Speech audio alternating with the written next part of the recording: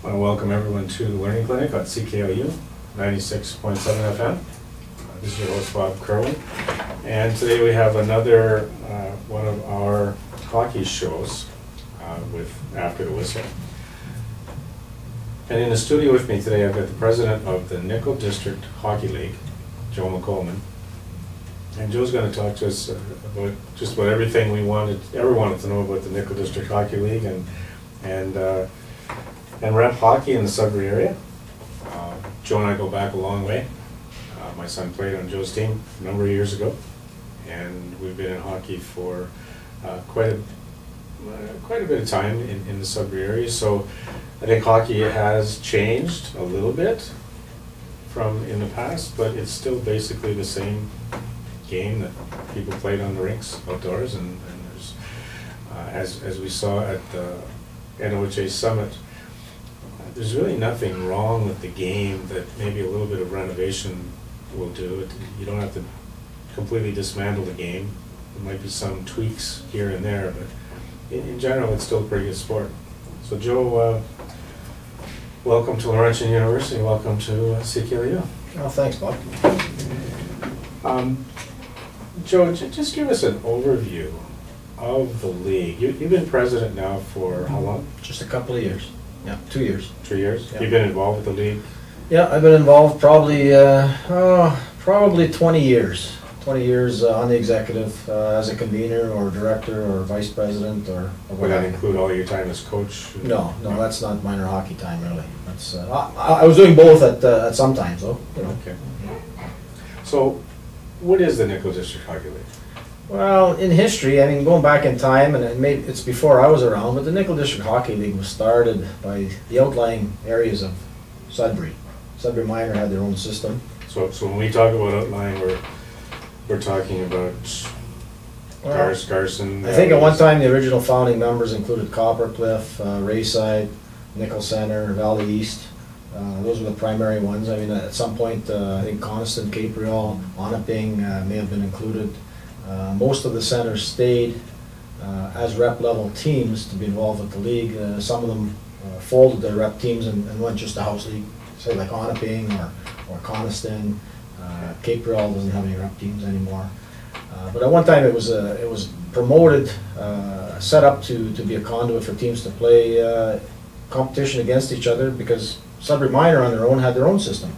They had maybe 4 teams at each level. The old Adam A, Adam B system, where they'd have 4 teams in their own structure, that they had their own house league, and so the outlying areas needed a place to play, and they played against each other. We were under the NOHA at that time, weren't we? I think so, yeah. And at some point, Sudbury Minor, and I think that, I'm trying to think back when my boys played, at some point Sudbury Minor joined the Nickel District League. So, you know, they were definitely not a founding member, but they joined it, I don't know, I don't think it was because their teams were dropping so much, but they decided that there could be a lot of play. I think you're right. Yeah, more variety within the area, and they approved Sudbury Minor to go into it. Yeah, I think you're right, because I actually do think that happened when my kids were playing, because it gave us an awful lot more teams to play. It was variety, yeah. and why not? Why not work together? And so I mean, I wasn't involved in any of that growth or any of that combination of things, but I did come into it after Sudbury Minor had already been involved, and I was involved as a coach at that time, and then I became involved as a convener in later years. I guess originally when my boys hit midget, they needed a convener. I was involved with the team, so I took over the convening, and I've been convening that division ever since. That's where I was mostly, was convening the midget division. I've been in and out of minor hockey, and I coached high school hockey, and you know, we met when I took over a team at the AAA level that lost about 4 coaches the year before, and I went into it trying to keep these kids together. Yeah. So I had a taste of AAA hockey for a few years even. Double A or Pee Wee, right? Yeah. Well, I think it was even back. It was Adams. I think they were about 10 years old. Adam, that's right. Yeah. That's right. It was Adam Marty started. Yeah. So I mean, things evolved with the league with a lot of growth, and I think at one point there might have been 13 associations involved, and we're not at that anymore. The girls, Sudbury District Girls Hockey Association also has come on board as a guest each year. The membership allows them to play down a level so that they get some competition, and that was promoted primarily Dougie Benum come through with his daughter and Tessa Benum. And you know, there was some girls that really needed the competition, and the boys level would give them. So they were added in as an association on a guest level. But anyway, you know, at this point in time, we're probably sitting at I think 11 associations. We go from Blind River to North Bay. Now you include Blind River, yeah, to North Bay. Blind River to North Bay, and you know, so there's a distance factor. Some of the concerns over time, you know, not now, but some of the concerns over time was the distance of traveling. We evolved from the smaller centers having major players on minor teams because they were small centers so that they could field a team. We got away from that to a major minor system for a number of years, and we're actually back to a mixed scenario of major minor players on teams again through the spirit of competition, to provide competition to teams at different levels. For example, Blind River doesn't have a full slate of major players to make a major team, so they have a mixed team. At one time, if you had 5 major players, you had to be in the major division. But some of those teams, not saying it was Blind River, but some of those teams were very weak because of it. They wanted to play down, and in the spirit of competition, now that's the point we're at again. So things have sort of gone full circle. Yeah. I can remember back in the days when a team could have 3 or 4 major players in their team, and they could be blowing out everybody. That's right. Especially at the Atom level. Oh yeah. You have a few kids at the major level playing against minors, and it was they were hard to compete with. Yeah. But at least what you're saying now is that if a team was that strong, they may be moved into an upper. Well, tier. we've toyed with coming out of age groups. Right now, the rules under our structure, you can be moved up within an age group, within Atoms, within Pee-wees, within Bantams, within midget. All midgets are combined already. We allow the novice to move up to Atom if they're a strong novice team because there's no contact in Atom hockey. We have a set stipulation that Atom teams cannot move to Pee-wee because of body contact, even though the girls in their games will play non-contact games. So I mean, there's some, you know, there's ideas kicked around whether we should allow that, but at this point you can't move out of a division, and a lot of this was done in terms of structuring it this way with the NOHA involved as to what they would like or not like, what they thought would work with insurance and wouldn't work, these type of considerations, but more or less on an advisory basis. You know, would you be willing to see Pee-wees move into Bantam? Would you be willing to see? And so a lot of our thought process, other than just at the board table and having some of the associations try and give us some feedback, is we did talk to the NOHA about their concerns with our new structure. Now, some of this new structure was put together and driven in part by suggestions over the years. Some of that was by NOHA people, some of it was by local hockey people. But overall, you know, we're trying to, like, we're a conduit for teams in this area. We facilitate. We put things together, we provide a schedule, we provide organization. We don't want to go against what people want. We want to roll with what people want. So there's been changes. Yeah. So basically, then, if we look at, let's say, the Atom division, your associations would decide if they're going to put in a major team. Well, they have it's either major or minor, or is it mixed? No, they. What you have is some associations still run major minor teams. Okay. Let's, as an example, Coppercliff, Sudbury Minor, run major minor. Okay. This year going forward, they're still running major and minor teams. District 2, which is a combination of the outlying areas now under the Nickel City Association, are not running major minor teams per se. They're running combined teams. So we looked at all the smaller centers like Blind River, Espanola, Manitoulin, Elliott Lake, running mixed teams as it is. We looked at Nickel City progressing to mixed teams in the spirit of competition and development.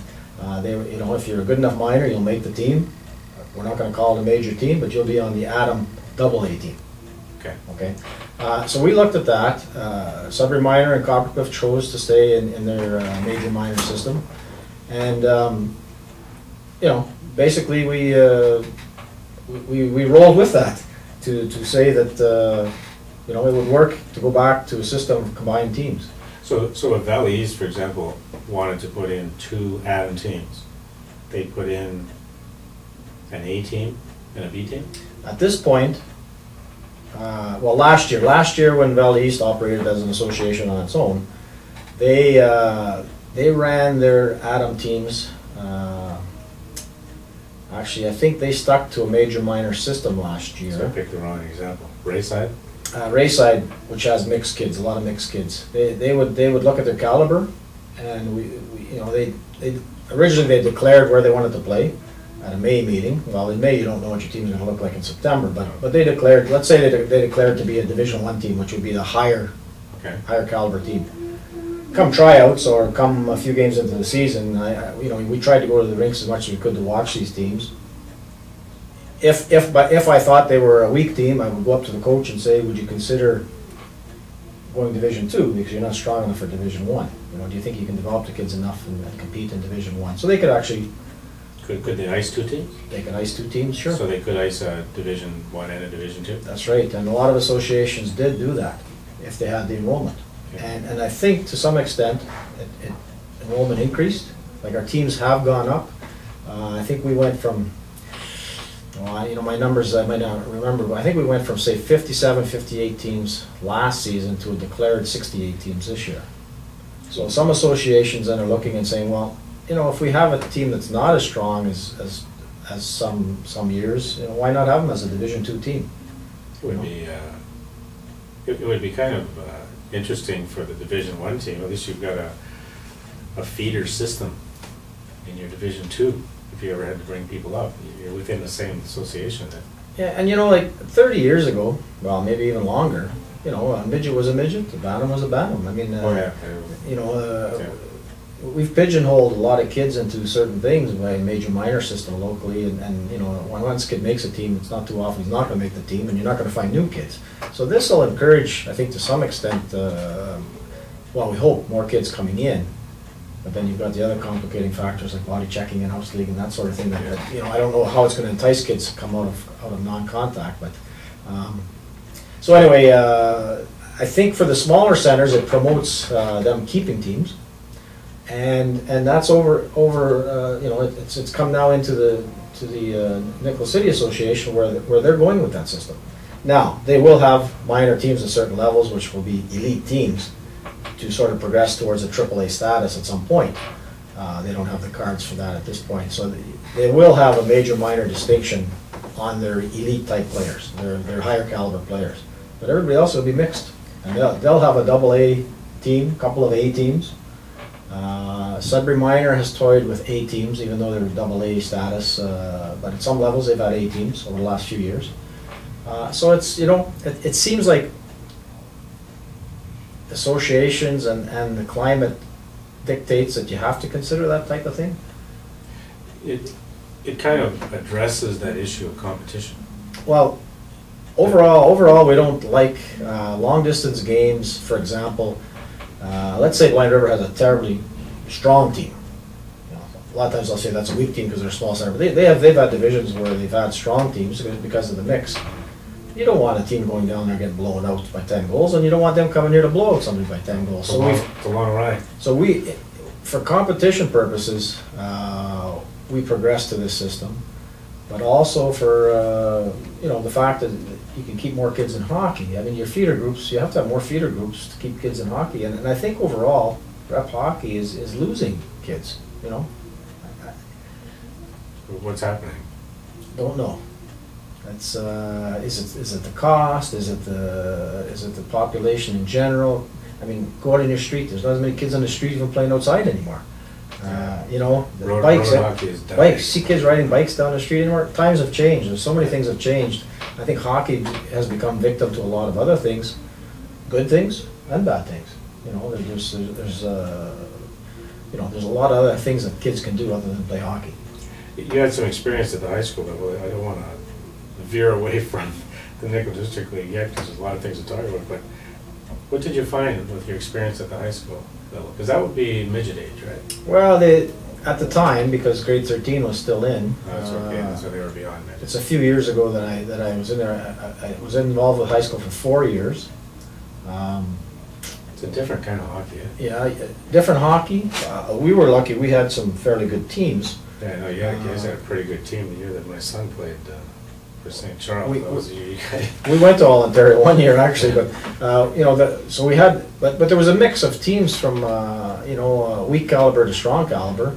You know, your season sort of dictated then an A-B split, and then it got into better hockey.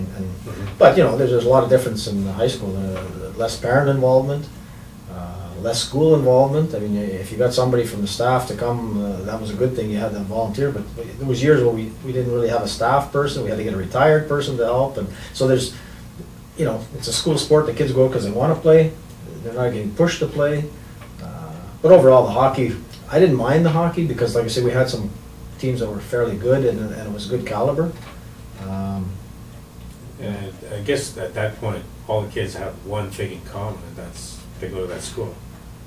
Whereas, I mean, you've got your community in common, but the community is so diverse. I just found, you know, Marty only played 1 year of high school hockey. In fact, that's why I say the year that LaSalle beat them out. But it was a different type of game. I went to all the games, and it was just that there was something you could feel that connected the players. Well, there's no doubt that age. I mean, there's an identification of being part of something in high school. Yeah. I mean, I know when my son played. You know, I was there for a few years after he didn't play, but when my son played, you know, because you're talking more to him as to why the guys are there, and guys stayed in school to play hockey. Mm-hmm. Hockey season was over. Some of them left school, yeah. So they wanted to be part of that team. You know, so they have that draw. Midget hockey right now, we're dropping. Our enrollment is. I'm really worried about midget hockey. Even at the rep level. At the rep level, you know, we had 11, 12 teams some years when I convened, and we were down to like 6 teams, 7 teams last year. You know, it's and this year, you know, there's already some teams aren't being able to field teams. I mean, that's our associations. I mean, they can't field teams. The midget hockey players, they'll go to play high school if they're going to play hockey or house league. You know, I don't know that many of them play house league hockey. I think they want to play high school hockey or no hockey. It's right now that's my concern is midget hockey. Can they play both? Because I know down south, unless they've changed. The year that we went down and played in a tournament, I followed my son down, we played in a tournament, and on Friday night, you would see a certain number of players on the ice for one of these Southern Ontario teams, and then on Saturday, you would see a completely different team, and it was because they had a AAA. We went to All Ontario the first year high school that I coached, and there was a number of boys from one of the Toronto teams in blue jackets, leather jackets, sitting in the stands. And we asked somebody, like how big is your roster? Like, well, these guys played all year, but now the club teams come in. All the AAA guys come in for the championships, and the other guys sit out. Like, that's how bad they want to, or well, how good they want to win, yeah. Whichever way you look at it. But the rules, the NDHL rule at one time was after a certain date you couldn't step on high school ice, or you couldn't play. Okay. And I think that date, that cutoff date was December, January. It was an NDHL rule, and we were the only association. NDHL was the only association in Ontario, let's say, that wouldn't let the carded or the rep players play high school hockey.